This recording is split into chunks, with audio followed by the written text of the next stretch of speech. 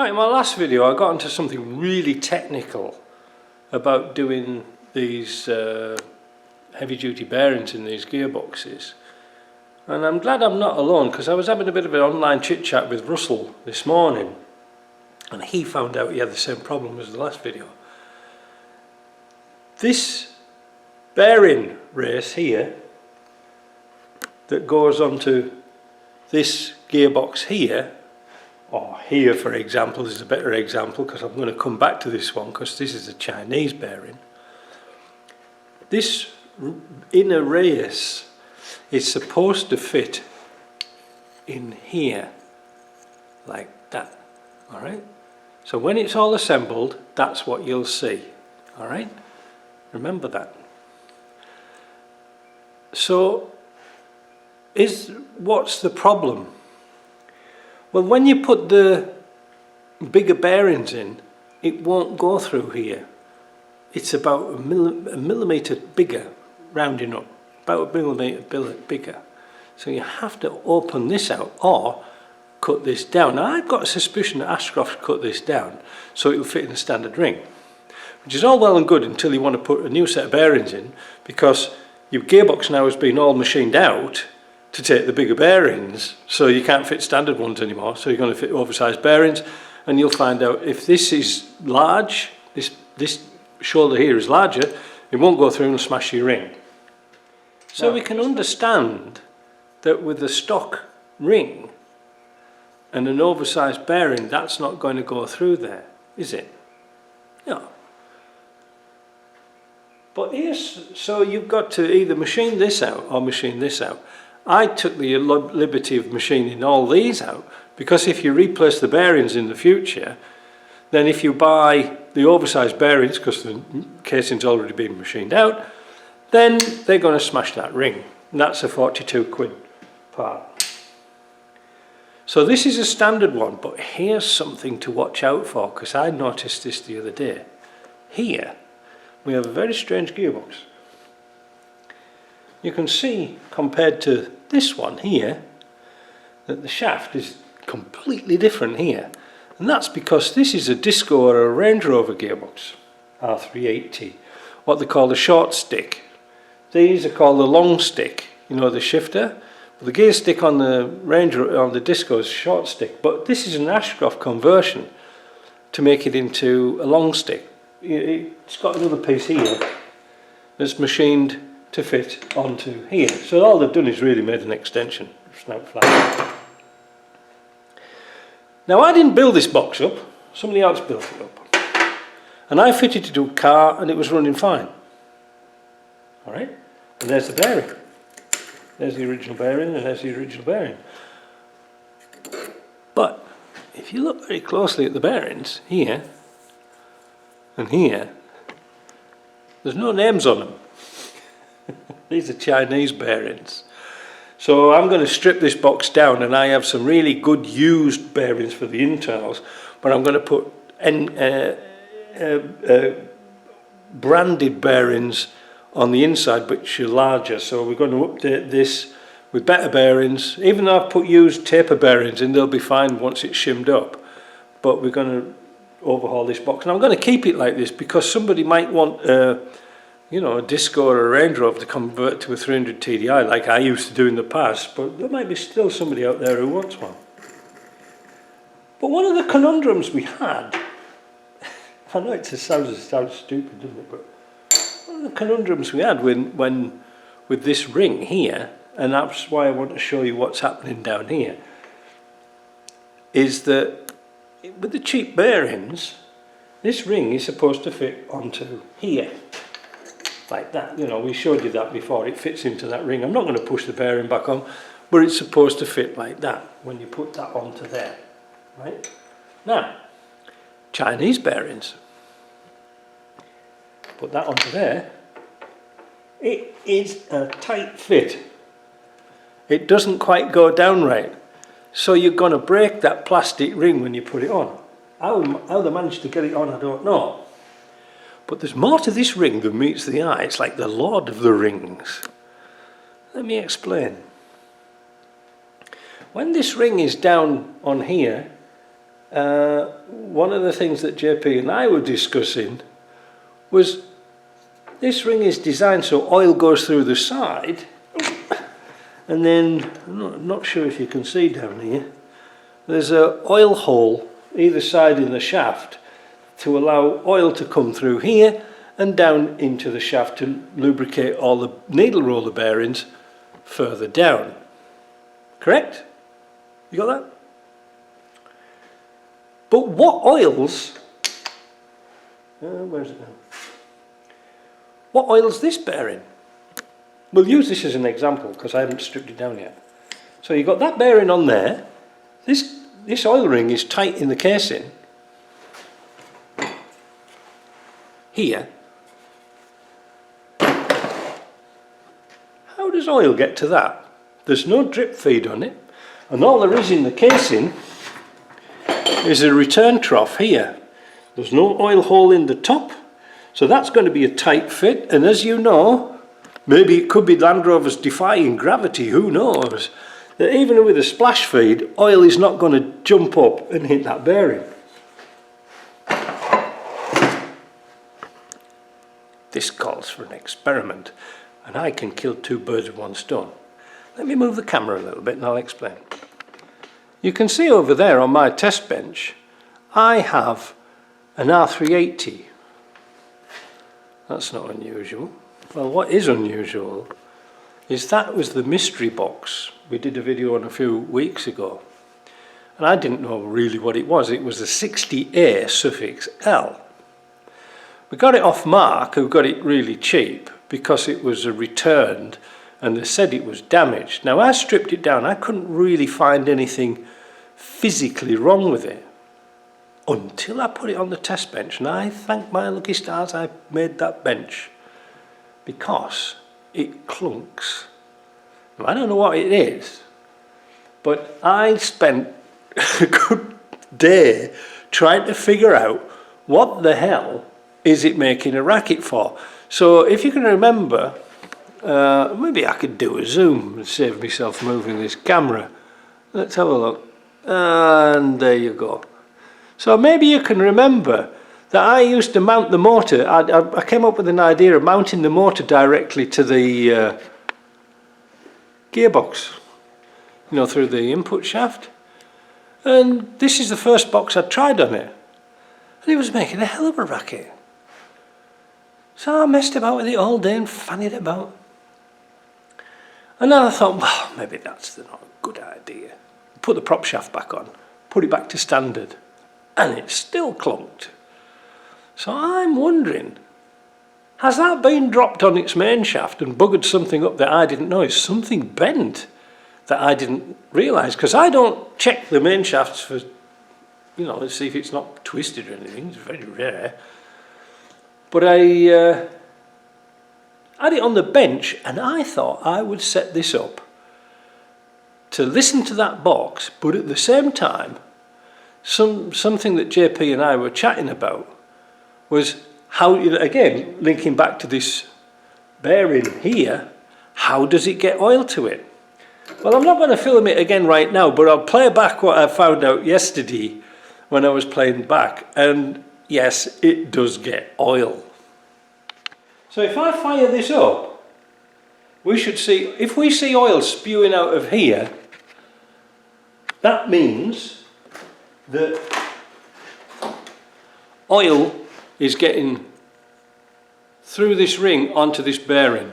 Now, I've not done this before, I don't know what I'm doing, but we could have oil everywhere, but let's have a look. It's a very dark corner of this, it's like the dark side of the moon. Like I said, the seal's out, the collar's off, but it's going to be noisy, this box. It's going to be a noisy box. Right.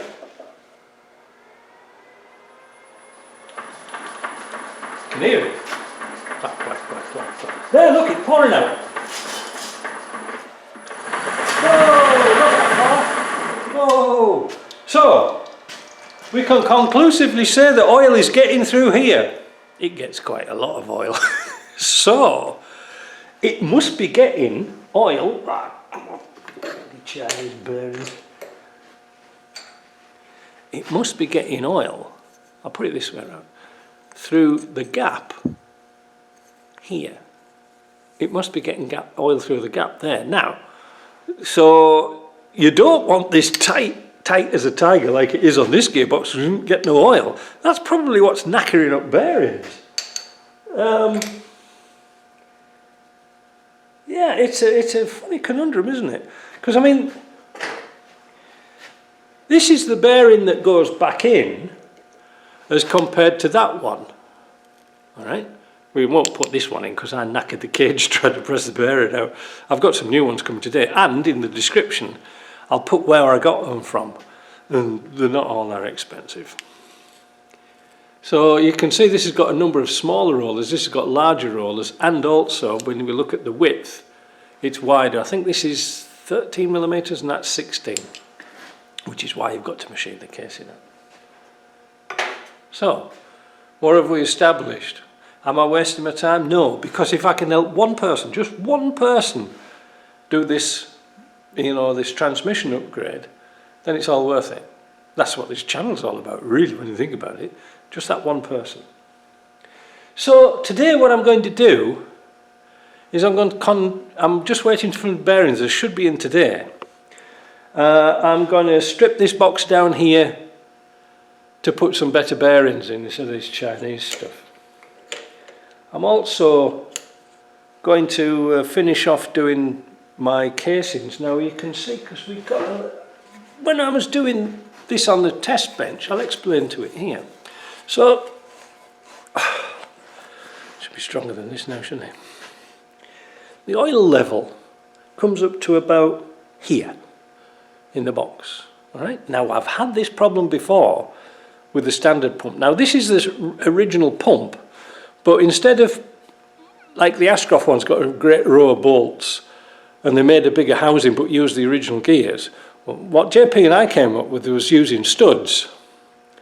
And we put flange-headed nuts on there with O-rings underneath to stop oil creeping up the shaft. And it wasn't until we put it on the test bench we found out that that might not be a fantastic idea because it needs something else. And you can see here what we did, what I did. It really needs this is our test one. It really needs a gasket between this casing and this pump. Now that's what Ashcrofts do with their kits. They've realised that oil can creep up the bolts, and even though it's got a countersunk head on it, they can leak. And like I said to you before, I've had that problem in the past when the box is static for some reason. Oil will creep along the threads and up through the taper and just weep a little bit. And then you'll eventually develop a leak, and you're thinking that it's the oil seal here. Well, it isn't. So what we came up with, or what I came up with JP, was when we're fitting the studs, just to put a little bit of sealer in the bottom. Let me go and get a casing, I'll explain. So this is a casing that's been machined out for the bigger bearing, but you might be able to see on here we've put studs in. Well, I'll put studs in, but you have to grind off a little bit of the stud here because the thread is just sticking into the bore.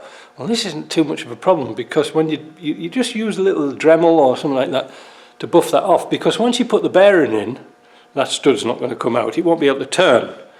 And also, what I found out recently is that these are 35mm studs, double-ended M5s. The problem with that is, well, they aren't exactly 35mm. I think they're about 34. So what we do is, well, I do. You can do whatever you want. But I make sure that I put a nut on the top of this stud as I'm winding it down, and make sure that the nut is flush with this casing. Now, to hold them in at the prototypes, I used to use Loctite. But because the studs are a little bit smaller now, I use JB Weld. And JB Weld locks that stud in nice and tight, leave it 24 hours. The thing about JB Weld is it's slow set. Don't think it's going to set like 5-minute epoxy. And then just sand, buff off the thread, sand it down, and when you press the bearing in, it'll be locked nice and tight in place. Now, what the problem is this, as you can see here, how are you going to make a gasket to go from there? Because what's happening is, we'll point on this one here, right, that one, because my screen of my camera's backwards, it's ass backwards, so if we point to this one, that's right. Oil can come out from here, because this, remember, this is under the oil level, can come up, and there's nothing between the oil pump and this casing, so oil can migrate up these threads and through the threads of the nut, believe it or not. So what we did was, where is it now? I haven't finished this one off yet. When we put the oil pump in, and you can see how the nuts are nice and flat, it works great. And I've got to tidy this up a bit. So there's the oil pump inside. And what I did was I used a bit of RTV sealer. So what I use is this stuff, Permatex Right Stuff. The Right Stuff, should I call it correctly now. It's really good stuff. I use it for sumps and all the gearbox casings now. It seems to be so much better than the high-low sil. High-low sil seems to be too thin. And when you want to break a casing, you sort of really know that that's stuck on well. The bottom of the pump and a little bit round the studs, so that when it comes out, you'll have some squidgy out of here. Because the O-ring that goes around here is only going to stop the body leaking round the sides. It's not going to stop any oil creeping through these studs. Now, perhaps mentioned before, and you've probably seen it in a previous video, that I have had oil weeps come out of those boxes as it's been stood static with the standard screws in, like these. All right, these type countersunk screws, I have had them leak. So oil is coming along these threads and trying to get out of here.